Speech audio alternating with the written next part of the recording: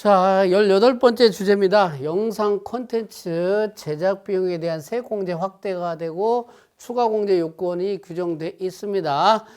여러분들 흔하게 요즘 뭐 많이 등장을 하죠. 드라마, 애니메이션, 다큐멘터리, 뭐 TV 프로그램, 영화, OTT 콘텐츠 같은 그 영상 콘텐츠 제작 비용이 많이 소요가 됐을 때 이때 세액 공제를 좀 해주는데 종전의 공제율이 3%, 7%, 10%였다면 5%, 10%, 15%로 공제율이 상향이 됐어요. 공제율이 상향이 됐고 그러면서 추가 공제를 신설을 했어요. 추가 공제 신설된 건 추가 공제를 대기업, 중견, 중소 이렇게 10%, 10%, 15% 이렇게 하는데 국내 제작비 비중이 일정 비율 이상인 경우에는 어떻게 추가 공제를 더 해주고 있다는 얘기입니다. 이때 추가 공제 요건들이 쭉 다 돼 있어요.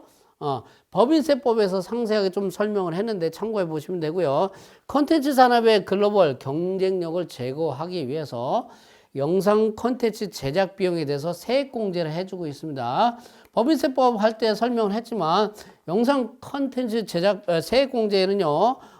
광고라든가 여러분들 혹시 오해하는 또는 유튜브 이런 부분들하고는 해당이 없다는 얘기예요. 그러니까 광고라든가 유튜브 제작과 관련해서는 영상 콘텐츠 제작 비용 세액공제 대상이 아니다라는 거 주의하시고요. 또는 공공기관으로부터 출연금을 지급을 받아요. 돈을 받아요. 그거 받아가지고 제작 비용에 사용한 경우라든가 홍보, 광고 비용은 제외하도록 돼 있다라는 얘기고요. 그러면 공제 대상 비용에 어디까지 포함을 시킬 거냐? 다 포함을 시켜요. 다. 작가, 배우. 그러니까 배우뿐만 아니라 작가, 감독, 스텝, 인건비 같은 거 모두 다 포함을 한다는 얘기고요. 거기에 장비 대여료라든가 세트 제작하는 거 이런 것들, 의상 구입하는 거 이런 부분들도 모두 다 포함을 하고 있다는 얘기고요. 추가 공제를 해주는 이유는 뭐라고 했어요? 제가 설명을 했었죠. 국내 제작비 비중이 커지게 되면 해외에서 막 찾아온다는 얘기죠. 관광객 유치 이런 부분들이 굉장히 도움이 되기 때문에 추가적으로 공제를 더 해준다는 얘기입니다. 그래서 영상 콘텐츠 제작 비용 이런 부분에 해당되는 부분이 있다면 여러분들은 반드시 찾아서 세액 공제를 적용을 해줘야 된다는 얘기입니다. 자, 그랬을 때 영상 콘텐츠 제작 관련된 세액 공제는요. 소득세법의 경우에 개인 조정에 공제감면, 성실지방세, 공제감면세, 종소세 이 밑에 보시게 되면 세액 공제액 조정 명세서라는 화면이 있어요. 세액 공제액 조정 명세서 화면에 첫 번째 공제세액 계산 탭에 가시게 되면 쭉 내려보시게 되면 공제세액 계산 탭에 영상 콘텐츠 제작 비용에 대한 세액 공제 이런 부분들이 있을 겁니다. 제작 비용 이렇게 계산 입력해 주게 되면 공제율 적용하고 공제 대상 세액이 반영이 될 겁니다. 이렇게 해 주시면 되고요. 그 다음에 근로소득 증대세제 계산 방법을 보완한 건 뭐냐면 근로 제공이 1년 미만이다. 그래서 상시 근로제에 대한 임금 계산 이런 부분들이 근로소득 금액이냐 평균 임금이냐 했을 때 근로소득 금액으로 합리화 시켰다라는 거 여러분들 확인하시면 돼요. 간단하게 넘어가는 것은 법인세법에서 이미 설명을 많이 들었을 것 같아요. 법인세법의 내용과 동일하기 때문에 빠르게 넘어가겠습니다. 출산 휴가자 대체 인력에 대한 통합 고용세액 공제 할 때 상시 근로자 수 계산 방법을 보완했다고 했죠.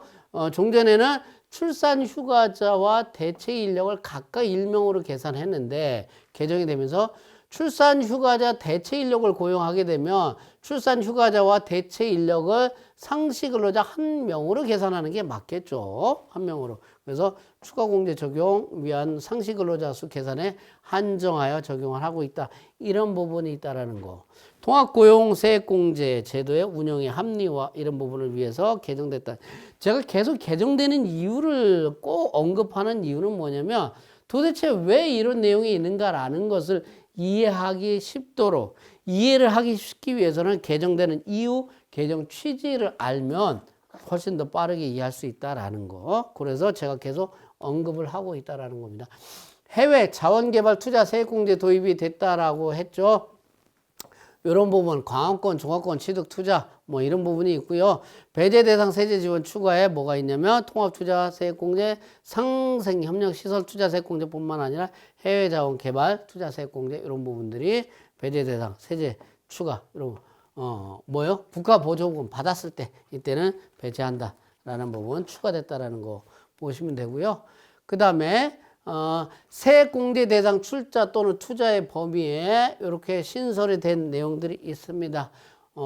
외국 자회사에 대한 다음에 투자, 그리고 추징세액의 범위, 세액공제 상당액이라든가 이자 상당액 가산액 이런 부분들 여러분들이 확인을 하시면 되겠습니다. 확인하시면 되고요. 그 다음에 평화경제특구라고 되어 있죠. 평화경제특구 어디라고요? 저쪽 이북과 관련된 이북과 관련된 이북과 인접한 이런 부분들 연천이라든가 뭐 이런 부분들이 됐을 텐데 평화경제특구의 창업기업에 대해서 세액 감면이 신설이 됐다고 얘기를 했어요. 국가균형 발전을 위해서 평화경제특구 투자 유인을 제고하기 위해서 어떻게 해요? 지역특구 세액 감면 제도에 추가적으로 평화경제특구가 삽입이 되면서 감면율 100%, 50%, 25% 이런 부분들이 적용이 되고 있다는 얘기입니다. 국가 균형 발전을 위해서 그렇게 하는 거고요. 그 다음에 기업 도시개발구역 등 창업금에 대한 세액 감면할 때 요거 평화경제특구 이렇게 돼 있고 창업기업에 대한 투자 고용 요건이 있는데 요것은 그대로 종전과 적용이 되는 것은 투자금액 5억 이상 상시근로자 10명 이상 그리고 물류유통업의 경우 제조업의 경우 각종 업종별로 이렇게 요건 투자 금액 등이 적용되고 있으니까 요건을 보시면 되고 개발사업 투자 요건 이런 부분들이 있습니다. 보시면 되고요.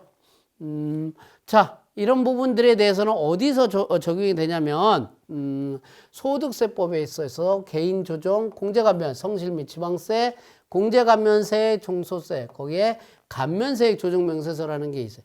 감면세액 조정명세서 화면에 들어가시게 되면 감면세액 조정명세서 화면에 여기에 들어가시면 구분해 보면 F2 코드 검색을 하시게 되면 공제 구분 팝업창이 활성화 쭉 되면서 이 중에서 골라서 적용을 하면 됩니다. 뭐 여기에는 지금 안 나와 있는데 도시, 기업도시, 지역개발사업 여기에 사업시설 감면 이 부분이 해당이 될 겁니다. 여기에 확인 키를 눌러가지고 반영을 해 주시면 됩니다.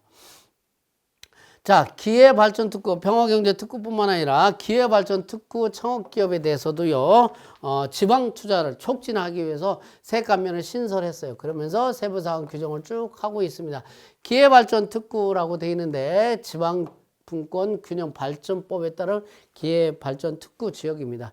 여기에서 창업하는 기업에 대해서 세액 감면을 신설해 하겠다는 얘기인데 5년간 100%, 2년간 50% 소득세라든가 범위세를 감면을 해주고 있습니다. 감면의 한도액은 투자 누계 50% 플러스 상시 근로자 수의 1,500만 원, 청년 서비스업의 경우에는 2천만 원을 곱한 금액을 플러스하는 금액을 감면 한도로 하는 거고요. 50% 감면 기간만 적용하는 최저한세 적용, 그리고 적용 기한이 있고요. 감면 대상 업종이 제조, 연구개발, 기타, 과학기술 서비스업 등으로 되어 있고요. 투자 누계액의 정의 여러분들은 확인하시면 되겠습니다. 기회발전 특구 활성화를 통해서 지방 투자를 촉진하겠다는 얘기입니다. 수도권 쪽으로 너무 많이 몰려버린다는 얘기죠. 자, 그런 부분이 있고요. 상시 근로자, 청년 상시 근로자의 범위에는요, 근로기준법에 따라 근로계약을 체결한 내국인 근로자고요. 근로계약이 1년 미만이다. 이런 경우에는 제외를 합니다. 단시간, 임원, 최대 주중 다 빼버리는 거고요. 청년의 경우에는 15세부터 34세, 병역 이행 기간의 연령에서 빼고 계산을 할 겁니다. 15세부터 34세까지가 청년 기준으로 들어가는 거고요. 자, 매월 말 현재로 계산을 하면 될 거고, 서비스업의 정의 이렇게 돼 있습니다. 예. 상시 근로자 수가 감소되면 추징세액을 계산하는데 이때 이런 방법으로 적용을 하고요. 감면 신청, 세액 감면 신청서 제출을 하라라는 얘기입니다. 이렇게 해서 돼 있습니다. 자, 마지막으로는요, 조세특례제한법 마지막으로 혼인세공제가 신설이 됐다는 얘기는, 자, 이 부분은요, 2025년 1월 1일 이후에 과세표준을 신고하거나 연말정산하는 부분부터 적용을 합니다. 혹시라도 2024년 개정세법 책자를 보신 분들은 요 혼인세 공제가 안 나와 있을 수, 올해 나왔어요, 올해 나왔는데, 이게 적용되는 시기가 2025년 1월 1일 이후에 과세표준을 신고하거나 연말정산하는 부분부터 적용되니까 2024년 귀속분에 대해서도 적용이 된다라는 거예요. 그래서 여러분들이 체크를 하셔서 하는데, 혼인세액공제가 뭐예요? 혼인을 하면 세액공제를 해주겠다는 얘기예요. 도대체 저출산이라든가 뭐 이런 부분 때문에 결혼도 안 해. 그래가지고 결혼 비용을 지원하기 위해서 혼인신고를 한 거주자에 대해서 적용 대상으로 하고요. 적용 연도는 혼인신고를 한 해, 그 해 한 해에서 해주는 거고요. 뭐 일생 일해, 뭐 재혼, 삼혼, 이거는 안 되고요. 초혼일 때, 일생, 내가 재혼, 삼혼에, 재혼인데도 해주나요? 안 되고, 그건 안 되고. 혼인신고를 한 해에 혼인세액공제를 적용을 해줍니다. 얼마? 50만 원 세액공제를 해줍니다. 적용기간은 2024년, 부터 2026년 혼인신고분으로 되어 있는데 계속 연장이 될지는 한번 봐야 될 것 같아요. 여하튼, 혼인을 하게 되면 혼인세액공제를 해줘요. 어디다 반영을 하느냐? 어디다 반영을 하면, 종합소득세 신고서 화면에 가시게 되면